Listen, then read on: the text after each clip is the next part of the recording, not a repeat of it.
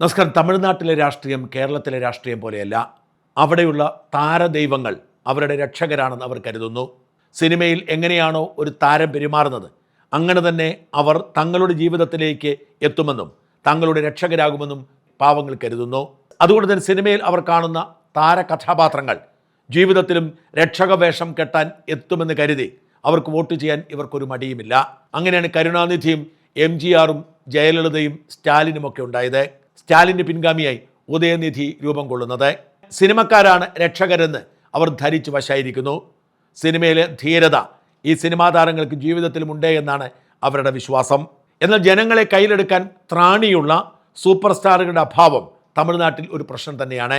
ജയലളിതയുടെ അകാല മരണത്തിന് ശേഷം രജനീകാന്ത് തങ്ങളുടെ രക്ഷകരായി എത്തുമെന്ന് അവർ കരുതിയെങ്കിലും രജനി രാഷ്ട്രീയ ശ്രമം ഉപേക്ഷിച്ചു.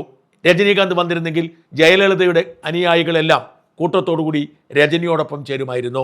ആരോഗ്യ കാരണങ്ങൾ രജനീകാന്ത് അവസാന നിമിഷം പിന്മാറിയപ്പോൾ ആരാധകർക്ക് നിരാശയായി.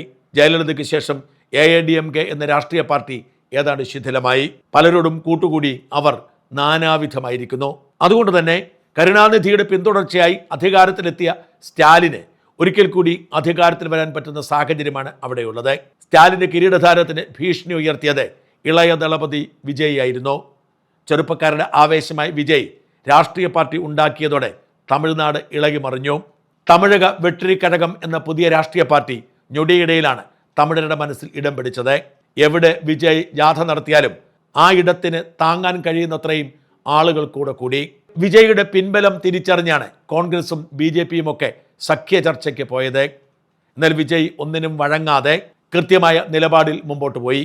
സ്റ്റാലിൻ നേതൃത്വം കൊടുക്കുന്ന മുന്നണിക്ക് ഭീഷണി ഉയർത്തിക്കൊണ്ട് വിജയുടെ രാഷ്ട്രീയ പാർട്ടി ഇക്കുറി അധികാരം പിടിച്ചെടുക്കുന്ന സാഹചര്യം രൂപപ്പെട്ടു. പക്ഷെ ഒന്നിനുമേൽ ഒന്നായി വിജയ്ക്ക് എല്ലാം പിഴയ്ക്കുകയായിരുന്നു. വിജയ് പങ്കെടുത്ത മഹാറാലിയിൽ തിക്കിലും തിരക്കിലും പെട്ട് മനുഷ്യർ മരിച്ചത് വിജയുടെ പ്രവർത്തനത്തിന് തടസ്സമായി. വിജയ് ചെല്ലുന്നിടത്തെല്ലാം ആൾക്കൂട്ടം എത്തുന്നതും ആൾക്കൂട്ട മരണത്തിലേക്ക് നയിക്കപ്പെടുന്നതുമൊക്കെ വിജയ്ക്ക് ആശങ്ക വിതച്ചു. അതിൻ്റെയൊക്കെ പേരിലുണ്ടായ കേസുകളെ ഒരു വിധത്തിലാണ് അതിജീവിച്ചത്. അതിനെയൊക്കെ ഒരു വിധത്തിൽ മറികടന്ന് വിജയ് ഈ തെരഞ്ഞെടുപ്പിൽ മുഖ്യമന്ത്രിയാവാനുള്ള നീക്കവുമായി മുമ്പോട്ട് പോയി. ഈ തെരഞ്ഞെടുപ്പ് ക്യാമ്പയിനെ സഹായിക്കാനാണ് ജനനായകൻ എന്ന പേരിൽ ഒരു സിനിമയ്ക്ക് വിജയ് രൂപം കൊടുത്തത്. 500 കോടി രൂപ മുടക്കിയാണ് ജനനായകൻ നിർമ്മിച്ചത്. തെരഞ്ഞെടുപ്പ് സമയത്ത് ജനനായകൻ ഇറങ്ങിയാൽ വിജയ്ക്ക് വിജയിക്കാൻ കഴിയും എന്ന് കണക്കുകൂട്ടി. എന്നാൽ ആ സിനിമ റിലീസ് ചെയ്യുന്നതിന് മുൻപ് ലീക്കായതായി എല്ലാവരും ഞെട്ടലോടെ അറിഞ്ഞു. 300ഓളം സ്ട്രീമിംഗ് ലൈനുകളിലാണ് ഈ സിനിമ റിലീസാവുന്നതിന് മുമ്പ് പ്രദർശിപ്പിക്കപ്പെട്ടത്. ലക്ഷക്കണക്കിന് ആളുകൾ ആ സിനിമ കണ്ടതോടെ സിനിമയ്ക്ക് മുടക്കിയ 500 കോടി രൂപയും വെള്ളത്തിലാവുമെന്ന ആശങ്ക ശക്തമാണ്. അതും HD കോപ്പിയാണ് ലീക്കായതെന്ന് ഓർക്കണം. ഈ സിനിമ നേരത്തെ ലീക്കായത് വിജയ് നേരിടുന്ന വലിയ പ്രതിസന്ധിയായി മാറി. വലിയ അട്ടിമറിയുടെ ഭാഗമായാണ് കൂട്ടത്തോടുകൂടി സിനിമ ലീക്കായതെന്നാണ് റിപ്പോർട്ടുകൾ.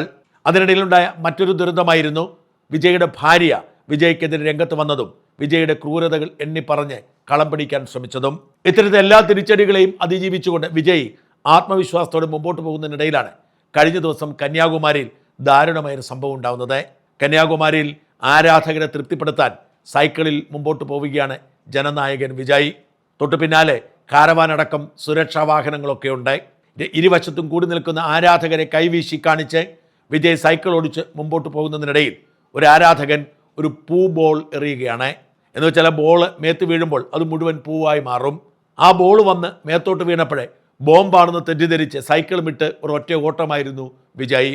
പിന്നീട് തടി തപ്പാൻ വേണ്ടി മറ്റെന്തൊക്കെ ന്യായങ്ങൾ പറഞ്ഞെങ്കിലും വിജയുടെ ഓട്ടവും പേടിച്ചോടി കാരവാനിൽ കയറിയതുമൊക്കെ സോഷ്യൽ മീഡിയയിൽ ട്രോളിന് കാരണമായി. കേവലം സോഷ്യൽ മീഡിയ ട്രോളിനപ്പുറത്തേക്ക് വിജയുടെ ഈ ഭീരുത്വം തമിഴ് മക്കളെ നിരാശപ്പെടുത്തിയിരിക്കുന്നു.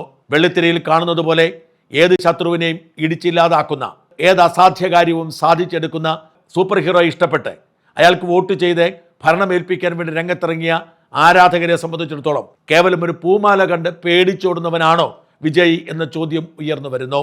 കേവലം ഒരു പൂമാലയെപ്പോലും പേടിക്കുന്ന, അത് കാണുമ്പോൾ ജീവനും കൊണ്ടോടി കാറിൽ കയറി ഒളിക്കുന്നയാൾ എങ്ങനെ നാട് ഭരിക്കും എന്നാണ് ആരാധകർ പോലും ചോദിക്കുന്നത്. ധീരരായ ഭരണാധികാരികളെ കണ്ടു ശീലിച്ചവർക്ക് ഭീരുവായൊരു ഭരണാധികാരിയെ എങ്ങനെ ചുമതലയേൽപ്പിക്കാൻ കഴിയും എന്ന ചോദ്യം ബാക്കിയാവുന്നു. തമിഴ് ജനതയുടെ സൂപ്പർ ഹീറോ ഒരു പൂമാലയിൽ പെട്ടെന്ന് സീറോയായി മാറുന്ന കാഴ്ചയാണ് നമ്മൾ കാണുന്നത്. ഈ ഒരൊറ്റ സംഭവം കൊണ്ട് തന്നെ വിജയ് ഹീറോയല്ല, സീറോയാണ്, ഭീരുവാണ് എന്ന് ആരാധകർ കൂടി പറഞ്ഞു തുടങ്ങിയിരിക്കുന്നു. എത്ര വിശദീകരിക്കാൻ ശ്രമിച്ചിട്ടും വിജയിക്ക് ഇത് വിശ്വസനീയമായ രീതിയിൽ പറഞ്ഞു ബോധ്യപ്പെടുത്താനും കഴിയുന്നില്ല. ഈ തെരഞ്ഞെടുപ്പിനെ നേരിട്ട് ഭരണം പിടിക്കാനുള്ള വിജയിയുടെ നീക്കത്തിന് ഏറ്റവും വലിയ വെല്ലുവിളിയായി മാറുക ഈ തിരിഞ്ഞോട്ടമാവുമെന്നാണ് കണക്കാക്കപ്പെടുന്നത്.